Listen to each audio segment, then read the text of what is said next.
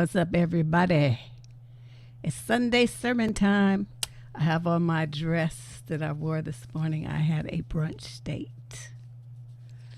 And I didn't even wear my lashes. These are my regular eyelashes. I just got a new mascara. I got tired of trying to wrestle with them things. I was going to try to put them on, but I don't even know how I got them on the other day. It was a miracle. But I wrestled with it for about 5 minutes, and then I gave up. But I have something I've really been trying to, I've been hinting at it. We've been talking about it a little bit over the past couple of months. And that is that word hope. Hope. I hate that damn word. I hate hope as much as I hate the word nice. I don't like either one of them when it talks about, you say team real eyelashes. I'm telling you, you got your lashes on, girl. I tried to have mine on, but it just did not work. But I don't know. It just really bothers me how many women put so much energy into, what we term struggle love. I mean, that's essentially what it is, because you're putting all your time and energy into this man and this relationship in the hopes that what you're looking for, what you need, what you asked him for, what you thought that you were going to get out of the relationship, which is why you committed to it in the first place, is not there. And so, just think about all the letters that come in, how many letters come in, and the women are saying, well, how do I explain it to him so that he understands? Or, I don't know how to say this to him, or, he doesn't seem to get it. So it's like, what? I mean, they understand English, what they need, a smoke signal, sign language. I mean, what? I don't understand why men that normally can speak very clear English and understand everything suddenly need a translator when it comes to a woman telling him, how he's making her unhappy or what she needs from the relationship to be happy. And so, letter after letter has been coming into the advice column from women, just devoting all this time and energy and effort into trying to figure out how to either adjust themselves or to get the man to change. You want him to change. And, I really knew that I really needed to do this the other day. I don't know, this time change thing had just messed me all up.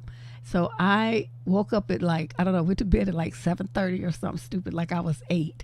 And then, of course, at 2 a.m., I got my 8 hours of sleep. I'm ready to go. So I'm laying in bed, so I tune in to Clubhouse. I'm like, why did I do that? I don't even know why I did that.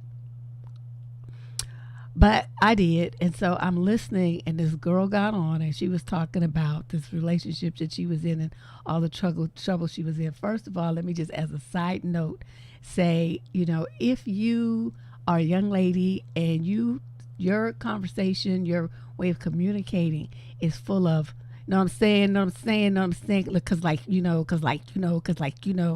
please take your little ass back to school. Please go immediately. This girl, I had to mute her because that's how her conversation was and she kept, circling back and repeating herself and saying the same thing ad nauseum. I was just stunned. But what got my attention was when she finally got through with all that, because, then I heard her say that she was in a relationship with a guy for a number of years. I think she said 3. And she was saying how she, was looking for marriage and something more serious. And the guy actually told her to her face, well, why do we have to get married? What's the big deal? Why can't we just be like we are? And so she was talking about how she devoted another 1.5 or 2 after he said that. Yeah, it was 2 years because it was 3 altogether. That's right. So in the first year where she could have deuced out, she stayed another 2 years after the man already told her that he was not interested in marriage. So then she was saying, well, he didn't say, he never told me that he wasn't interested in marriage. And I'm thinking, is that what you just said that he said? And so I had to, so I mashed a little button and I explained to her that when he said, you said you were interested in being married, and he said, why do we have to do that? Why can't we stay the way we are? That was him turning you down. She didn't get it though. She didn't get it. And I'm sitting there and I'm thinking, okay, is that the problem with most of the young ladies that write That reason why I'm seeing things so differently than them is that they don't understand man speak. They don't understand that if you're with a guy for 3 years and he's not making any motions to get engaged or give you a ring, that perhaps that means he's not interested in getting married.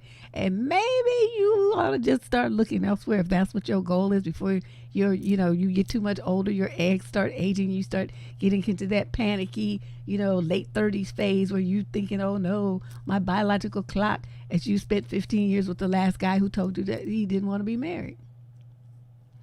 I thought it was very sad too. Yeah, I looked cute on my little date. I just left all the stuff on so you guys could see though. I don't know. I sat there on the phone and just amazed because every time I get on Clubhouse, it's like I enter a different dimension where people speak a different language and have a different understanding of basic human behavior. It is the most astonishing thing I've ever seen in my life. So anyway, let me pull up. I have a slideshow. I'm getting into this thing, and I love my little template I used last time, so I just use the same one. It's like, if it works, if it ain't broke, I'm not going to be trying to fix it. Oh, hold on a second, you guys. I forgot to pull it up. That's me.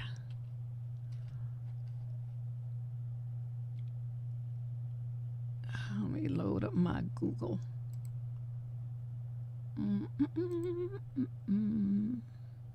Nope, that's not. That was the wrong thing here. This. Okay, and this is the one. Keeping hope alive. And let's make this full page.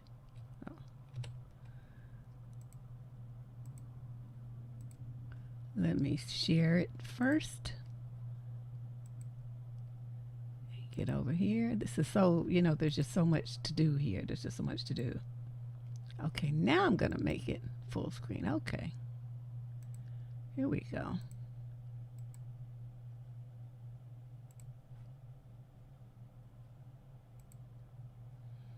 All right. Well, now let's begin. Okay, this is, I want to put in my disclaimer. I do quote some researchers, but for the most part, I'd say 98.9% of what you're about to hear are merely my observations, my thoughts on the experiences that I personally have had and that have been shared with me over the last 30 years. From women who use that word hope, from women who are involved in relationships where they have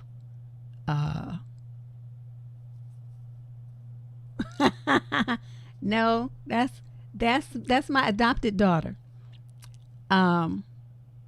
This is where they have all these women, women who have a focus on, I don't know, what is the word I want to use?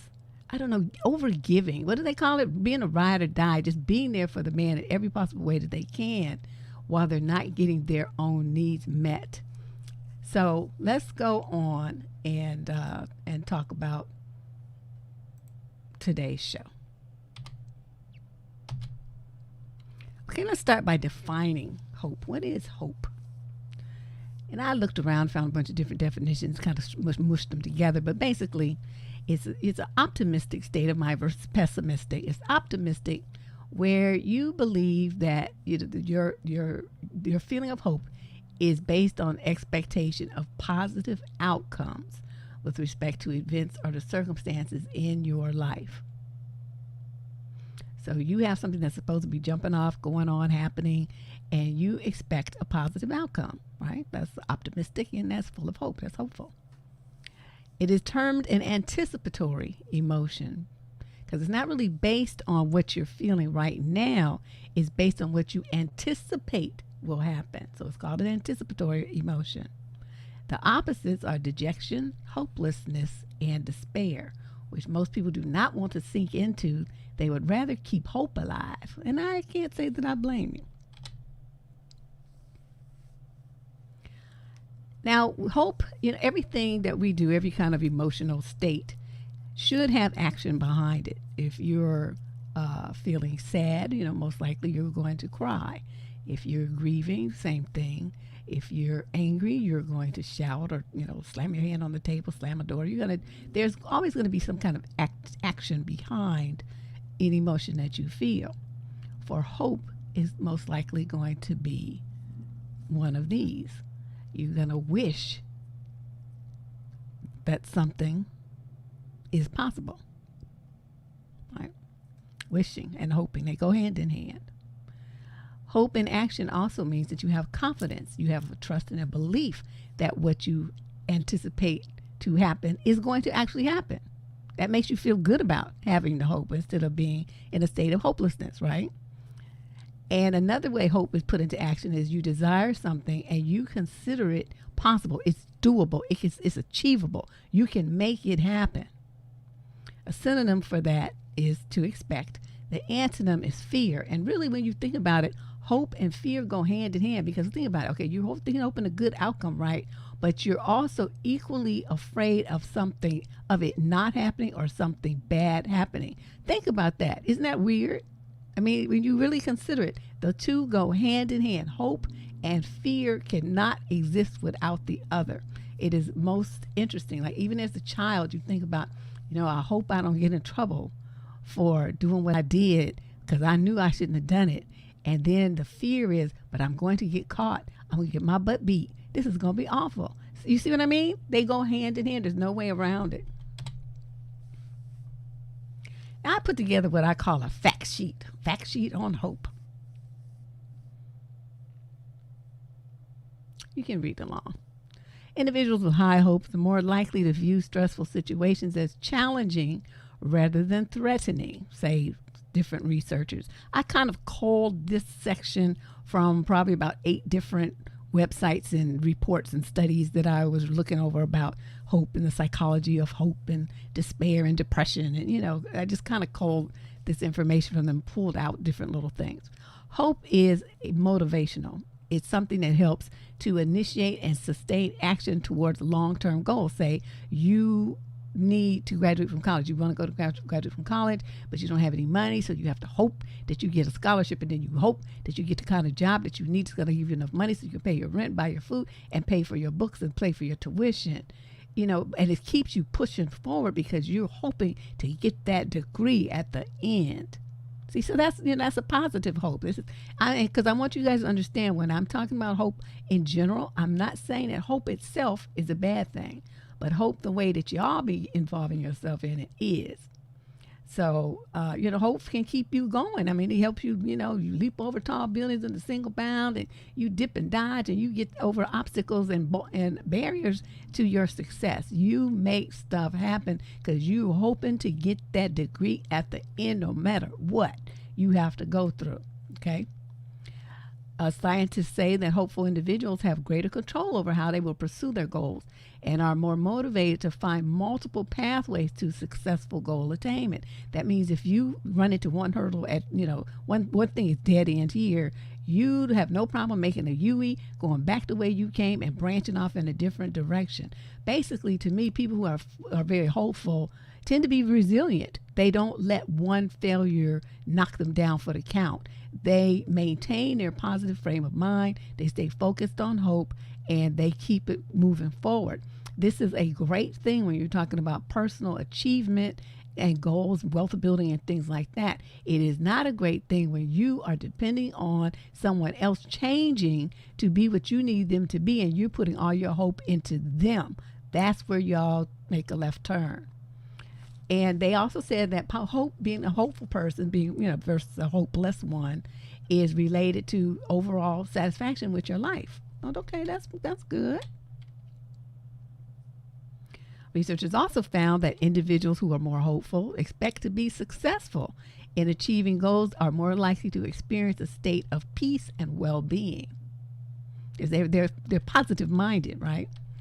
Hope, with its built-in orientation towards the future, will motivate individuals to maintain a positive involvement in life regardless of any limitations imposed upon them. They just see it as another way to, that maybe that way didn't work, but I'm going to try this, I'm going to try that. They don't give up. They don't give up. Hope can make a very tough present situation more bearable. This is where we start getting into murky territory. And hope can eventually improve lives because envisioning a better future motivates you to make it happen. That can be good or bad. So this is why I think women in very negative relationships and bad relationships stay stuck on being hopeful. Just can't let it go. You just stuck on being hopeful that things are going to be different. And hope can be perceived as a protective factor against the development of chronic anxiety. This is from another report. Researchers found that hope correlates significantly and negatively with anxiety, while also protecting against perceptions of vulnerability, uncontrollability, and unpredictability. Now, in regular human English, not scientificese, what that means is they make a strong association between people being less negative when they're hopeful. That the feelings of hope, the positive feelings that state of mind brings, will help keep them from feeling so vulnerable and out of control, like the situation around them is so unpredictable and unstable that they feel negatively impacted. That's basically what they're saying. Now I want to talk about this because, I just went over some things some points that I think are very healthy about hope. Hope, like I said, I keep on refocusing this. I'm not saying that all hope is bad. I'm saying that there are situations where I want to show you how, when you're in a situation like this, being hopeful is foolish. Being hopeful about someone else is not gonna be. It's not gonna work for you too well. You'll see that. You'll see that as we go along. I just want to stop for a second and take a quick look at the chat room. I think sometimes, what women are seeing as hopeful is very religious based. This type of hope is faith based. A lot of it. They go hand in hand because everybody's up there hoping that they're gonna make it to heaven, right? Hoping that they get, their sins are forgiven and all this kind of stuff. I mean, hope is taught to you. If you were raised in a household where religion was a common thing and, people said prayers and that you went to church and all this kind of stuff, then you were raised to have hope as part of your life and part of your existence. It wasn't really... Well, let me just go. I'm getting beside myself, but I just wanted to throw that in there before I forgot. Okay, so we got three kinds of angles here, three pathways that start with hope. There's false hope, which is player game. Okay, we addressed that last Sunday quite a bit. Was that Sunday? What day was that? Whatever that day was, okay, that I did the 12 games that men run on women. That video, okay, so that false hope is a huge part of those games. There's wishful thinking, which might not necessarily involve another person. That might just be you tripping. You just being totally unrealistic based on what's in your face and what's going on in your life, and you sitting up there just thinking some magic wand is going to make it different, or so. I don't know what you all be thinking.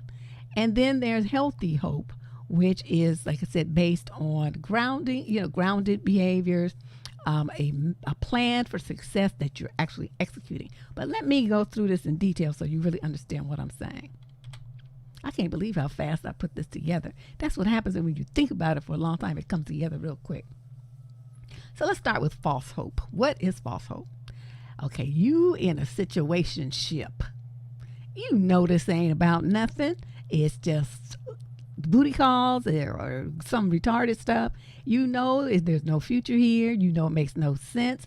There's all kind of egregious behaviors going on. He talks to you crazy. You know, and he may even told you this is it. This is as far as we gonna go. He has other women. He cheats on you and so stuff. But somehow he throws this little carrot out there, right? Well, I always considered that, one day we would be together.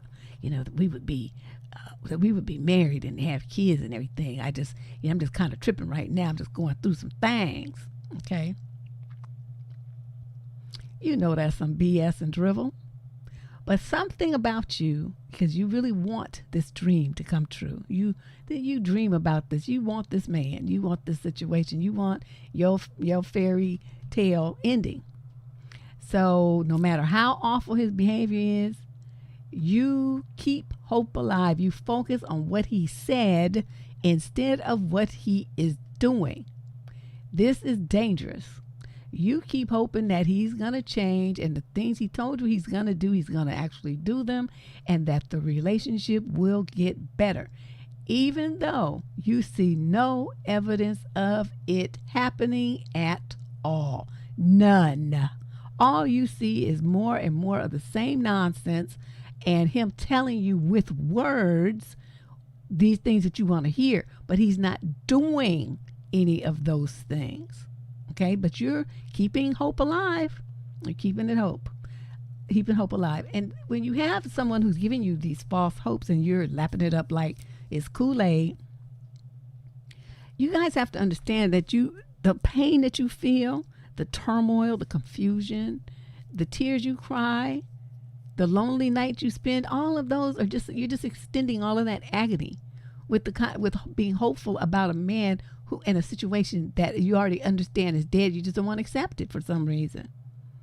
But the end is coming. I mean, whether you accept it and go down gently, like, voluntary fall, like they do at the fights, what they used to call it, where you just take a fall.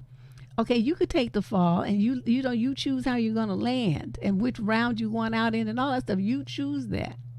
But if you wait until the bitter end when he casts you aside or just totally dogs you out to the nth degree because you just kept hanging on like a crab, then you're going to feel that agony at the end. And a lot of you get really bitter about it. And I hate that word, but I don't know a better one to use in a situation like this, because the complaints that you have and the expression of disappointment and resentment towards him when he gave you all along every clue that you needed to have to take care of yourself better, but you ignored it. You didn't do it.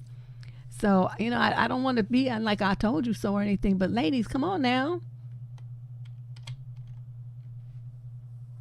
These are some of the things that I pulled from questions from columns, old columns, and just a few. I don't know. I pulled some for each one of those points. This girl says, my fiance grabbed me by the throat after I spoke over him during an argument. Should I break off the engagement? Is there really a question here? I sat there and stared at that for a long time, wondering how she felt when that was going on. And she's hoping that it was a one-time thing, right? She's hoping that he didn't mean it.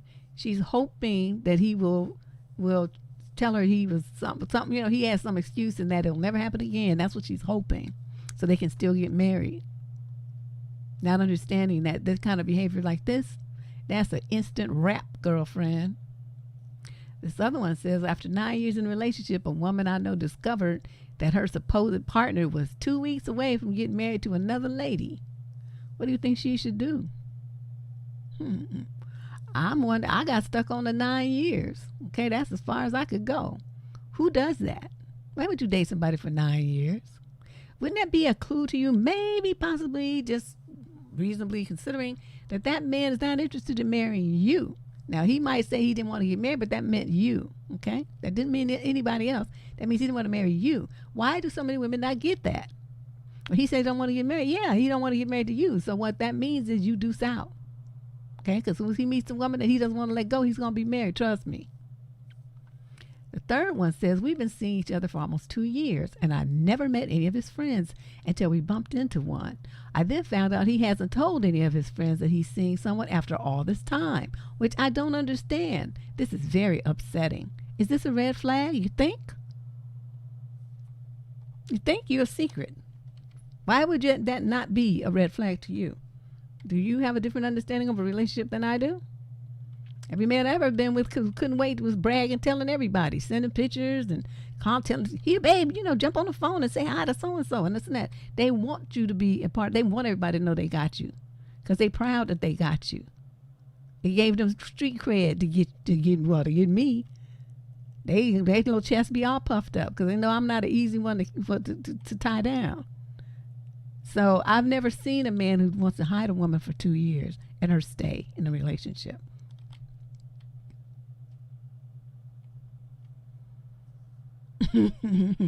I tried to break it up with a little humor, y'all, because this is a heavy subject, and I really want you to stay focused on what I'm trying to teach you, the knowledge I'm trying to impart, and how you can understand what to do about the feelings and things that probably have been ingrained in you since you were a little girl, to stay hopeful and keep giving people a chance and be nice and all this kind of stuff. No, you don't do that. You take care of yourself emotionally. These people don't care about you. They're going to do what they want to do because it pleases them. You need to do the same. So now let's move on to category 2, the wishful thinking grouping. Now, wishful thinking is defined as beliefs based on what is wonderful to imagine, something to think about. Like, ooh, wouldn't it be great if? Rather than on the evidence or the reality that's staring you right in your face. Wishful thinking is what happens when you wish that something was the case, or you believed it to be real, or is likely to become real. Also, unfortunately, in this grouping is making decisions based on self-delusion. These are decisions that you make based on what he said versus what he's doing, and as I just described a little bit ago. Some more letters or excerpts from letters. My boyfriend of 8 months owes me thousands of dollars. He told me he'd start paying me $300 every paycheck. I brought it up today because it's payday and I really need my money. He blew up and said all I care about is money and I'm not being a good partner. Who is right? Man, he'd be seeing me in court and I'd be garnishing his wages. You gonna give me my money. The other little girl says, well, how do I stop loving someone who pretended to love me? I met my ex online. We had a long distance relationship for 3 years. I moved to his state. After I moved, it was obvious he was using me. I spoke up when he kept canceling plans. He dumped me, saying it was my fault. I know she's very disappointed. I wish she had someone in her life to advise her. Advise her better. So many young women are making all these kind of horrible mistakes because they don't have any older women around them telling them, pointing things out to them, that they're making a gross error in judgment and they're really going to mess themselves up financially doing this kind of stuff. This is very sad. But again, wishful thinking. She's on this romantic high that she thought because of the fact that they're long distance, there's a lot of fantasy connected with long distance relationships. The day-to-day grind of living with somebody and laying in the bed with them while they fart on you and scratch you with their toenails and put their cold feet on you and walk around burping to music and just acting a fool, chewing with their mouth open, all those leaving hairs everywhere, all in the kitchen, in the bathroom sink and floor. Those kind of irritating things that just drive women up a wall. You don't have to do any of those, deal with any of that, because a long distance relationship, every time you get together, it's all high romance and drama, full of fun and laughs and dinners and dancing and, drinking and wild whoop-de-doop and all this old stuff here. So you don't really get to see the real person until one of you moves with the other one. And then you probably not going to really like what you see. That's what usually happens. This is some really great wishful thinking. Wouldn't it be great if we could put ourselves in a dryer for 10 minutes and come out wrinkle-free and 3 sizes smaller? Oh, I was like, yeah, that would be fantabulous. It's another concept of wishful thinking. No matter how bad you want it, it's just not going to happen Not gonna happen, dude. Ladies, not gonna happen. Okay, now let's talk about the final thing on that list. Healthy hope. What is healthy hope? That is when you have some plans or hopes for the future that you have action behind, like I mentioned earlier. Usually, when you have healthy hope, you are not just hoping blindly, you've actually sat down and worked out a plan. For instance, if you are having problems in your relationship, your marriage, you two talk about it and you agree to see a marriage counselor. You agree, say, I don't know, to attend some kind of workshops for couples. You couples retreat or something. You read some relationship books or something. You go to parenting classes or something. I mean, there's action. Maybe somebody needs to go to, Alcoholics Anonymous or something. I mean, whatever it is, you two work out a plan and then you start executing it. And both of you are putting forth effort to make it happen. So of course you can feel hopeful about that because you can see tangible evidence that the changes that you two set out to make in your relationship by agreement are actually happening. So then the hope there, that's healthy hope. This is based on reality and it's based on action. You see what I mean? That's the difference. And to me, people who are very healthy and back their healthy hopes up by action tend to express resilience, which is they get knocked down, they get back up, they dust themselves off, and they right back at it. They don't give up. They don't fold up like a bad poker hand. Oh my God, I just can't do anything, this and that. And they sinking into this muck and mire of depression and anxiety. People who with healthy hope will have the will and the determination and sense of empowerment, personal empowerment that allows them to reach personal, financial, educational, and career goals, relationship goals as well. I should have put that in there. Healthy hope feeds our belief in ourselves, and how it does that is just like when you're building self-esteem. As you set goals for yourself and you achieve them, your chest puffs out. You feel good about yourself. You did an accomplishment. You set out to do something. You made it happen. You say, oh shit, look at me. Look at me. I am doing the damn thing. Okay, and then the more you do that, the better you feel about yourself and the more you believe in your ability to do it. So it becomes like this self-fulfilling prophecy of wonderfulness when you have healthy hope backed up by distinctive, measurable acts. Okay? Now, let's talk about 12 signs that you in a game. I like that number 12. 12 signs that he's giving you false hope and stringing you along. All right, I'm checking out the chat stream over here. I will be allowing you guys in a little bit if anybody have I guess I could take some now. Does anyone have a story that they would like to share about the time they were too hopeful? I will be happy to take your call on the air. That's the link right there. And you can tell, your story of warning maybe. Is there something that you'd like to say, a game you got trapped up in that you want to share with the other ladies and let them know not to fall for it? What did you learn about hope when you were growing up or in your early relationships? Anything that you'd like to share with the other listeners? Just click that link and you will pop on here. It's audio only, so don't worry about having to be on cam. It's audio only. And we'd like to hear what you have to say, though, because everybody's always sharing all these experiences, and I think it would be good. I think it would be good to share. Nobody wants to share? Y'all being shy today?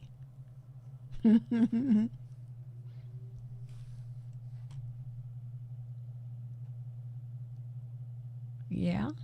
Let me see.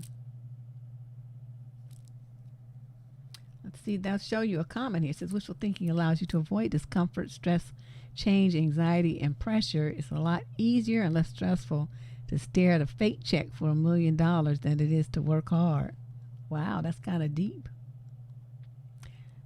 Yes, Amanda whatever NBS, she said she packed up and moved her household and everything for a mere boyfriend that was long distance on top of that. So I don't know how many weekends she may have spent with him or back and forth. She didn't go into all those details. But I don't even care because it's still long distance. In long distance, people can fake. They fake too much in long distance relationships. Okay, well, nobody wants to share. I'll put the link there again.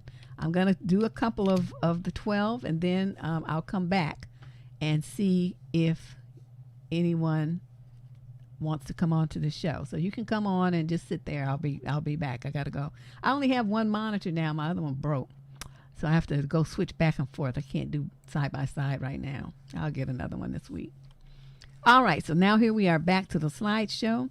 12 signs that he's leading you along when breadcrumbing you with false hope. This is a big one in relationships. Number 1, he does something awful to you, right? Something awful. Sometimes it's pummeling on you, cheating on you, taking your stuff, taking your car, lying to you, whatever, not coming through for you. So the behavior is categorized as either negative or abusive. He apologized profusely. Oh my God, babe, I don't know what got into me. I'm just so crazy. I just swear I just love you so much. I'll never do that again. He swears up and down on a stack of Bibles. And then a few weeks later, he's doing it again, or some other just as bad, egregious behavior. Something just as abusive, something just as hurtful, something that damages your trust and belief in him and the relationship. It's hurtful. It's the same thing. So you get caught in this cycle where he apologizes and tells you it'll be better, and you guys gonna get married someday. You just working out all the kinks right now, and or they be singing all kind of good old songs. But the thing that you just not really paying attention to is he keeps making promises, and then he keeps doing whatever he wants to that's hurting you anyway, and it keeps happening over and over and over and over and over and over and over.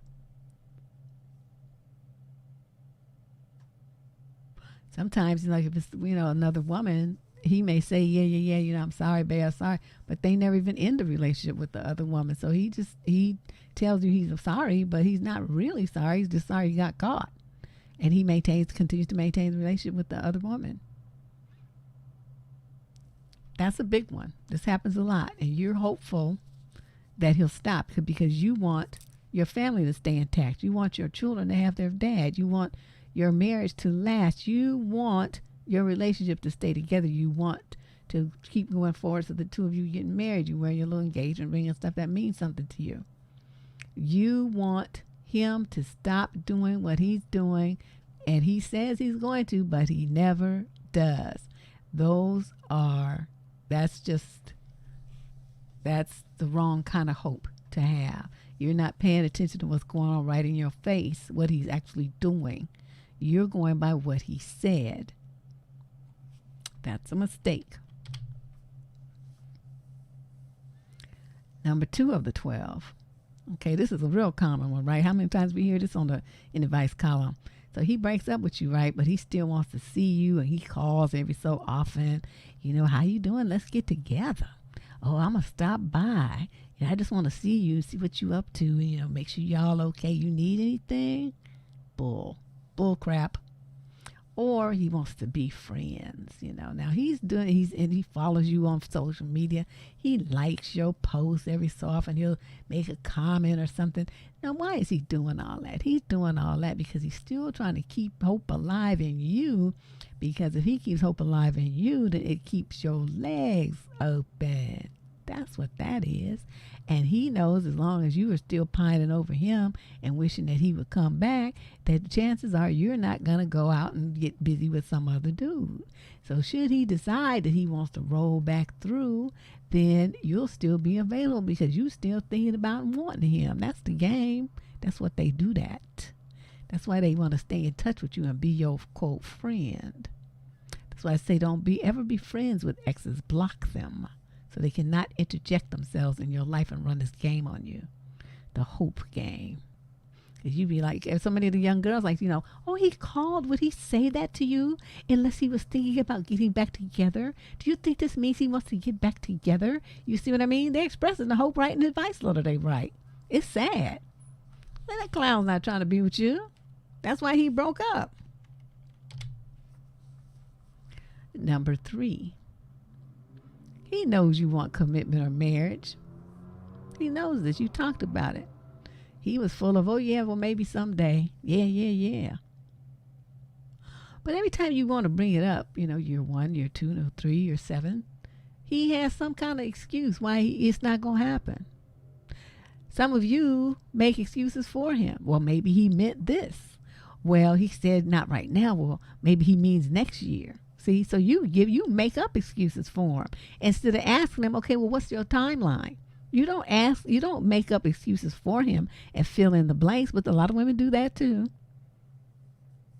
Well, he doesn't want to get married because, something about his ex. No, that's just a BS excuse that you want to provide because it makes you feel better about him not giving you what you want. I guess, I don't know.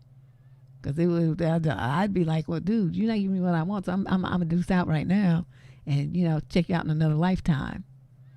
But those of you who stay in hoping that this year he'll propose, and this, when we had a baby, we had 3 kids together. He still hasn't proposed. You think? You're just full of hope. All right. Number 4. This is 12 things now. The relationship has you miserable. You are just miserable. You're always unhappy when you get together with your friends. All you can do is complain about him. Complain about what's missing. Complain about how upset you are about one thing or another. This, that, and the third. But you keep trying to, quote, make it work. Some ladies even say, or, love, love, you have to make it work. Love is not that peaceful all the time. Sometimes it's going to be a problem. You just got to work it out. You got to talk it out. You have to negotiate. You have to do all the stuff. It's not supposed to be all that hard. I'm not saying every couple may have some conflicts, but a conflict should be lightweight stuff, like things that you just talk about a little bit, like what you going to have for dinner. Well, I don't want meatloaf. Well, I want fried chicken. Well, I don't want fried chicken. Well, what are we going to have? Well, what do we both want then? Pizza. Okay, let's have pizza. Okay, you see how that worked? Was that a real argument? And that was just a little exchange. But they worked it out. That's how it's supposed to be. If you have a good communication and a good partnership where you trust and respect each other, it's not, you wouldn't be having them drag out fights with people cussing and calling each other's names and throwing stuff and stomping out the house and all this old drama there. That's not a healthy relationship. That's some struggle love. But some of you mistake those kind of things for love, and you're used to that drama, and you want to invest more time and energy in it by maintaining your hopeful position. Number 5 of 12. Oh, no matter what he does, no matter how many lies he tells, how many times he cheats, how many times he does whatever he's doing, you just keep giving him chance after chance after chance because he's please, baby, baby, please, baby, baby, please. But I love you, though. I love you, though, girl. You know you the one for me, girl. And you hear that and you lose your mind, especially if he's slinging and it's going on in the bedroom. You really going to be giving him 992 chances. And they know that. They know that. And they use it against you. But you, again, are keeping hope alive, hoping that he will stop doing whatever these things are that make you have to give him chance after chance after chance. You want him to be the man that you want him to be. And he keeps leading you along to make you believe that he's going to do that someday, at some point, maybe, possibly in the future, when that time comes in that year, in that decade. Number 6, with the halfway mark. So this is like the girl that I was telling about on on Clubhouse the other day. The dudes will tell you all straight up that there's no future here. Sometimes in early dating, you will ask him, well, what are you looking for? He said, I'm not really looking for nothing. I'm just, enjoying being a bachelor. I'm just having fun. I'm just fucking around. I'm just, some almost use terminology like that. They just straight tell you, I'm just being a hoe. I'm not trying to be with nobody. I'm not trying to be married. I don't want to be married. I ain't never seen nobody work out with being married, this and that, blah, blah, blah, blah, blah. I don't even want a girlfriend. I'm not trying to be in a committed relationship. I just like being single. Okay, I mean, how many ways do you want the man to tell you he's not trying to be committed to you and nobody else? But you ignore that part, because he says at the end, because he's trying to figure out a way to, keep his hooks in you, right? He's not going to let a live, fine fish off the hook. So he's like, yeah, I was really, that's how I am now. But, things could change. That's what they do. That's the bait they throw out. And you bite every time. Things could change. Cause I'm getting older, I might want to settle down in a couple of years or something. You just never know how stuff's going to go. Let's just, see how it goes. Let's just deal with each other and, just no big deal. Let's just see what happens. Let's just see what happens. But the main thing is he said, I'm just enjoying being a bachelor. I'm not really trying to be in a relationship. So the fact that he put that other frosting on it at the end to cover up that Swiss cheese he poured out doesn't really cover the holes. Okay, it looks pretty from a distance, but up close you can see it the frosting sinking into some holes, and that's where you are, ladies. But you close one eye or both eyes, and you just keep hanging on to hope that the stuff he told you about the future is actually going to happen if you wait long enough. Number 7.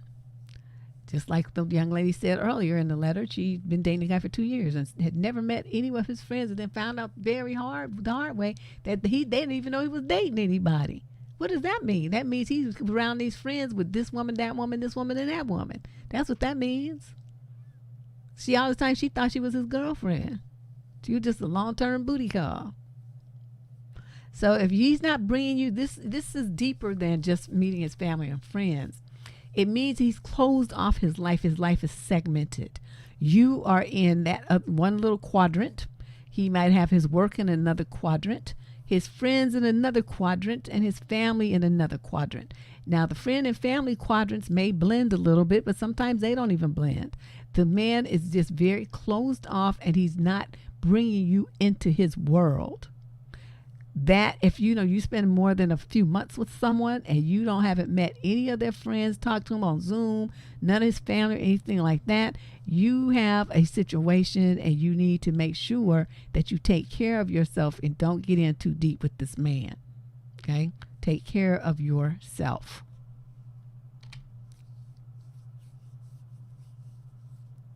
These guys will borrow stuff. Some of them just flat out take it. I remember a advice letter we had a couple of months ago where this girl, I don't know why she did that, gave her boyfriend her ATM PIN number, and come to find out dude was taking out $60, $180, $200 just, every time he turned around. She had to look at her statement to see all these amounts dude was just taking. And then she jammed him up about it. He says, well, I needed it. Well, she's like, well, where are you going to pay it back? And he just like, why should I have to pay it back? We're a couple. So basically he was just stealing her money. She found out, but he was stealing her money. And they will take stuff, your jewelry, and pawn it, or just, take it and give it to some other broad. I mean, all kind of crazy. I've heard so many weird stories. But basically, you're asking him to stop. You're asking him to give you your money back, bring your tools back, give you your whatever it is back. Stop using your stuff without your permission and this and that. And he just looks at you and he does it anyway. And you stay in a relationship. Someone who disrespects you like that. Why do you do that?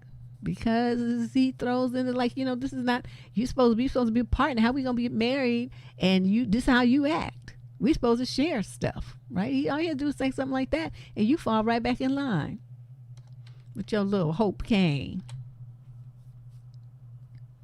Number 9, you have a guy who deflects blame and responsibility for the things he does and things he says, or the things he doesn't do or doesn't say that he was supposed to have done or said. And he never accepts responsibility for anything. Everything's always somebody else's fault, usually yours. Now, I'm not sure how you work, these ladies who have men like this, work that around to where you see that as a viable relationship. Someone who always is making you feel bad, and he's never wrong, he never did anything, it's always your fault, and you somehow manage to believe that it is your fault and you want to stay in a relationship with this individual. I don't get that. I don't understand how you can have someone who never takes responsibility for what they do or say and work that around to feeling like he's going to change. He's showing you that he's an idiot. Okay, what part of idiot do you not want to accept?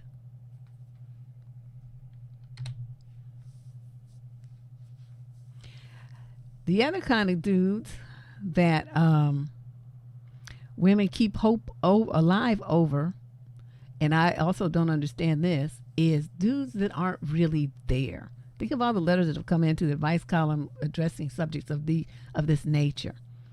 They're not there. The women are like, he doesn't touch me anymore. He's always looking on his computer at things, or he's playing video games, or he's doing these things, he's drinking, whatever it is, he has some other vice, some other interest that takes his attention, time, and affection and everything else away from his woman and onto this other thing. But he keeps saying, well, yeah, I'm going to stop. I'm going to get help for this. But she's not really seeing where he's actually doing that. Like I said earlier, there's healthy hope where it's based on actions are taking place upon which to base that hope. But he's just talking while he still continues to do everything exactly the way he's been doing it. And you keep hanging on, waiting, hoping, wishing that he's going to be, that what he said he's going to do, he actually does. And he's not showing you any concept that it's going to be true this time, this year, next year, nothing. He's not doing anything to make that happen. But yet you hang on.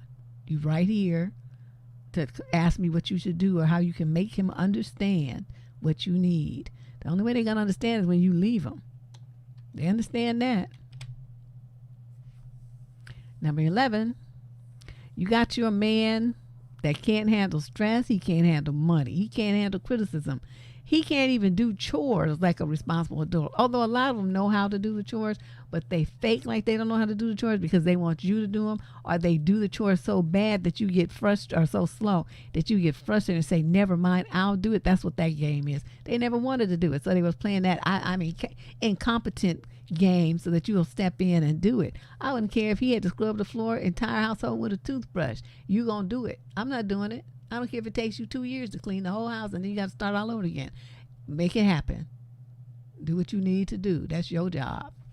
But a lot of you, aren't like that, and you will step in to, quote, help him because you feel like you can get it done and better and faster and all of this. But, I feel like if you have a man who's supposed to be your partner and he flies off the handle and folds into like a bucket of tears when he's stressed out, starts ranting and raving like a freaking maniac, stomping around, throwing stuff, punching holes in walls and whatnot.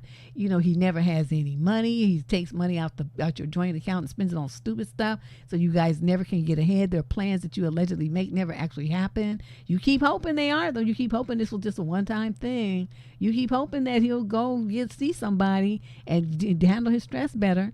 You hope that if you can figure out a way to talk to him and explain stuff to him and not trigger his ego and press his buttons and walk on eggshells enough and all of this, that you can have a conversation with him and get him some tell him what corrective actions he needs to take.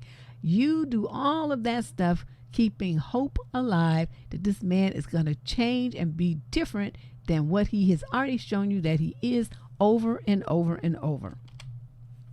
And my final one on this list is, every time you want to have a serious conversation about something, you've been dating for a minute, you want to talk about, let's be boyfriend, girlfriend, let's, put a title on this. Let's move in together. We've been dating all this time. We've been dating a couple of years now. Let's get engaged. I want to get married. I want to start my family. I want to have commitment. I want to have children. Let's talk about money so we can start saving for our wedding. Let's do something here like young adults do. Every time you bring up that conversation, he's dipping and dodging. Well, not today. I don't want to talk about it right now. I have a headache. I have a bad mood. It's too soon. I need to save more money first, whatever. They're going to have some kind of excuse why they are avoiding the conversation on a timeline that you feel is very reasonable. And yet you let them get away with that while you just hope that at some point that he will talk to you the way that you want him to talk to you.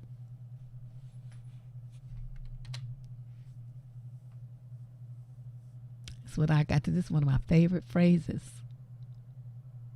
This is why I'm not an advocate of hope. I mean, I see its usefulness. Don't get me wrong. Like I said, I don't want to say all hope is bad, but to me, sitting around hoping is not it. I want to do what I need to do to make it happen. Make the magic happen. You know, that's my phrase. I've been saying that for years. What you doing? What are you doing to make the magic happen? So this Yoda, this thing here, this is on my desk. Don't, no, he says, try not. Do or do not. There's no try. Right? Wasn't that a good imitation? How many times have I watched that movie?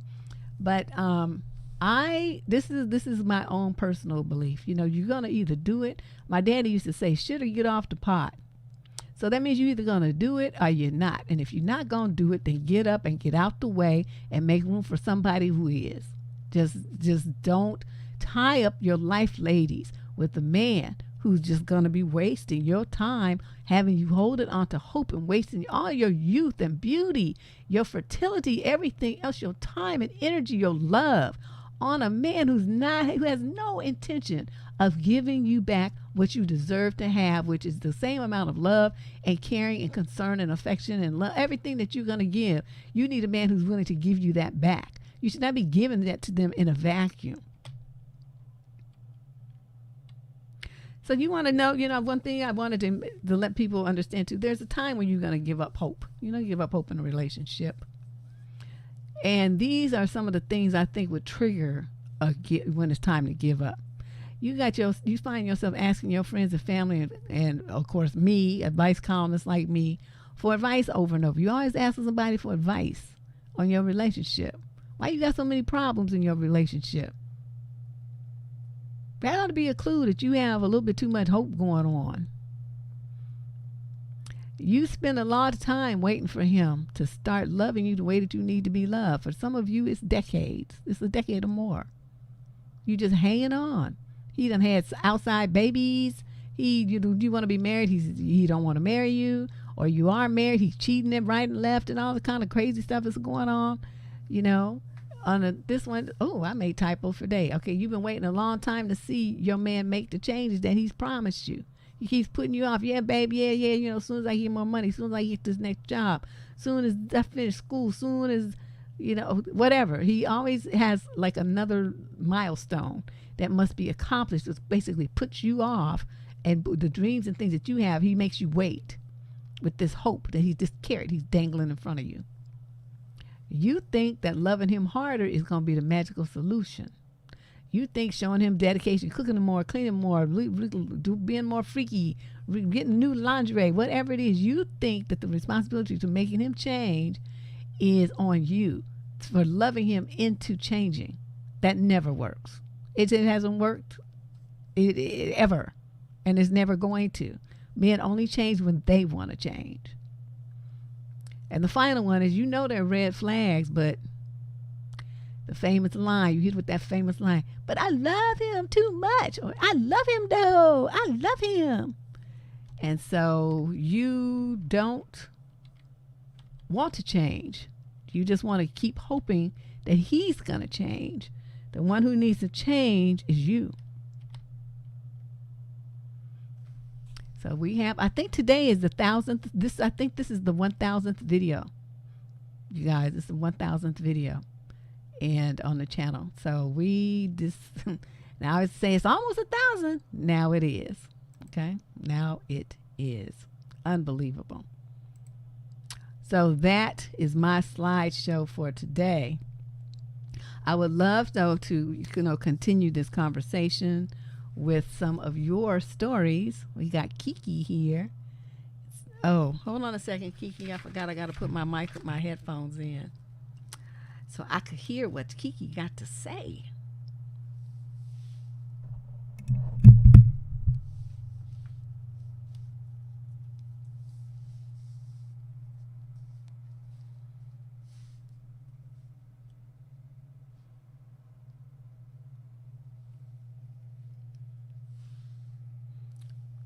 Okay, one is enough I can hear. What's up, Kiki? Hey, how you doing? I am fine. What story you want to share with with the listening audience. Yes. I had an ex that used kind of, I guess, a religion as an excuse. So I want to talk a little bit about that. Oh, you go right ahead. Was he in all up on that submission thing? That part of that too, but it was I think what it was, he kind of focused on what I was looking for. I had other ex that wasn't religious, and I would ask them to go to church. But this guy, he was a up, jump, ready to go to church. He was active. He was involved in leadership and everything. But I noticed we wasn't like he was 12 years older than me, but we weren't compatible as far as financially, as far as our lifestyle. But I overlooked it because he was what I was looking for as far as in spirituality. So what if we do? It'd be like little small things, and I was much younger at the time, and I was like, well, if we don't, how in the world are we gonna get a nicer home or house or something like that? And he'll just say little things as, oh, well, God gonna work it out. And I'll say, or sometimes he have issues like buying groceries and I help him with stuff. And I say, well, you want to try to find a better job, get education? Oh, I'll pray about it. And there's no other further conversation or action or anything I would complain about as far as just financially. It would be as he would take this terminology that people use in church and say, well, God got to put you through a struggle for you to make it to the other side of the mountain. Or, he would just say, that's a church song too. I'm sure you know yourself. No, girl, I don't go to church. Church, I'm not religious no more either.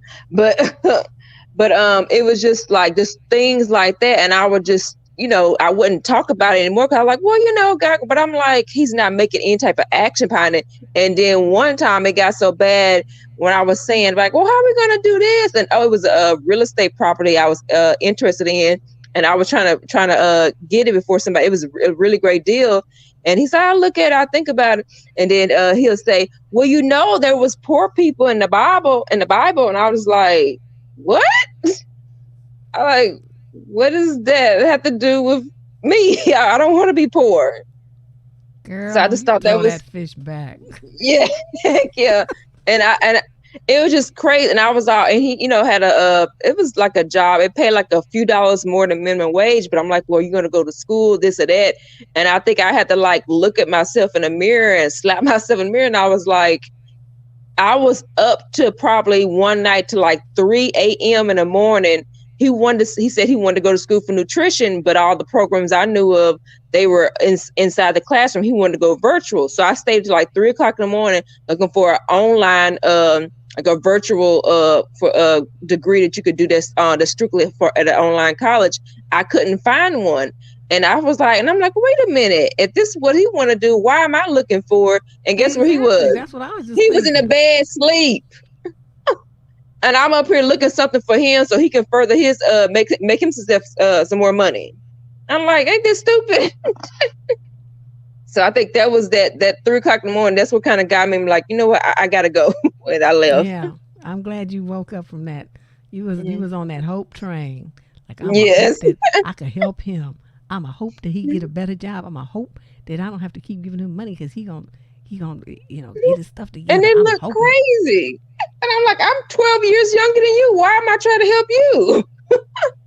Girl, you had a dusty. It was dusty. Oh my God. But yeah, I just wanted to share that with you ladies that are still religious. Just please be extremely careful with that, with all this hoping and yes, you can pray and all that, but you really need to see some serious action. But I'm saying, like, if this guy's much older than you, he needs to already be established in some type of way, regardless before y'all even start going on more dates and stuff. Exactly. Well, thanks, Keith. That was good. My goodness. All right. Congratulations on your 1,000 show. Thank you. Yeah, it's been a long time coming. I tell you. Yeah, this is the 1,000th one. I was like, oh, we was like 980s, 990s, and now it finally made it. I looked at it earlier today. I was like, oh, this is going to be it. This is it. Yes, you can. You can do the Cash App. If you want to make a donation, I definitely appreciate it. Cash Apps are, no fee because YouTube takes a cut. They take like a third of whatever you donate in the super chat. They take a third of it. Crooks. They already make all the money in the world on the ads. You would think they would let the creators get their super chats, maybe take 5% or something, but no, they take a full third. It's a lot. So you feel free to use super chat if you have that access. That's fine too. So I hope you got I hope that you ladies, I don't want those of you who've been wasting time with giving a lot of hope to men and thinking about stuff like that. I don't want you to feel too bad.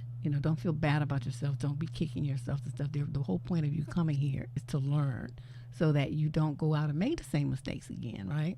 And I try to make a wide variety of topics so we can touch on pretty much every issue that you might run into. Remember now, there's 1,000 videos on this channel. YouTube, when it says show the videos, it's only going to show you the last, I think, 125 of them.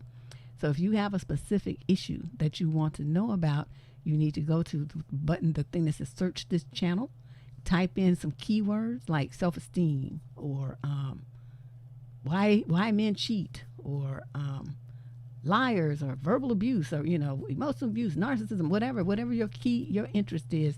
You type that in there, and then all the videos with that are going to come up. And there's usually at least 10 on any given topic.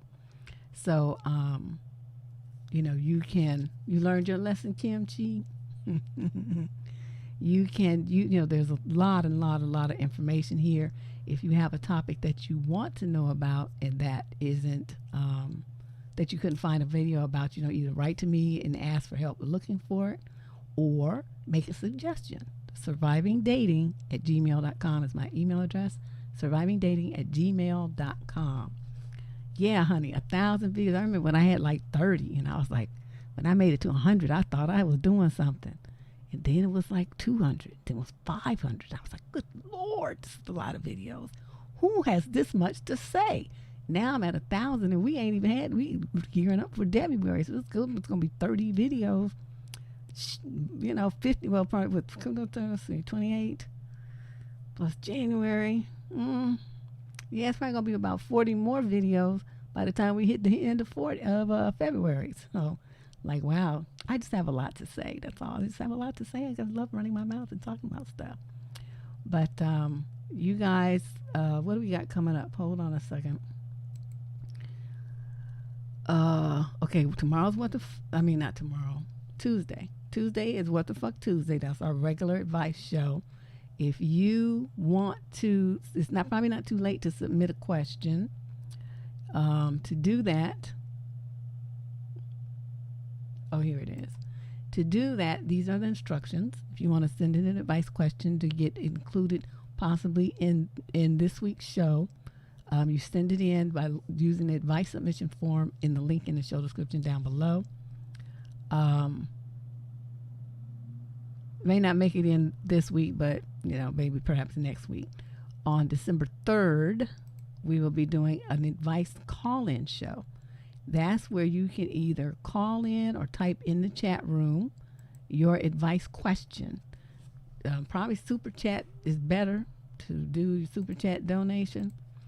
Your $8. I'm gonna have my phone right here so I can tell you're gonna match up your screen name. So let me know who you are, and then we'll take your question and I will give you an answer to it right there on the spot. You won't have to wait. But the advice questions, column is iffy because not every letter gets chosen, and even if it does get chosen, it might not be chosen for a month. So, that's a little iffier. And this one, you're going to get your question answered right there on the spot, right when you ask it. Okay, for $8. Best deal ever on the internet. And then let me think, what else do we got going on? Then I guess we'll be back to What the Fuck Tuesday. I still am working on my 3 types of single women show. I was coughing, and so I couldn't do it because every time I started talking, I started breaking out into a cough. So this one will hopefully be finished at some point this week, before the holiday. And other than that, that's pretty much all I got. But I enjoyed seeing you guys here. Did you see me in my little outfit? It's tight too and short. And I had on my what you call them shoes I ordered, them kitten heels that everybody said was not kitten heels because they were too tall, but they are kitten heels because of the shape. The shape is what makes them a kitten heel, not the heel height.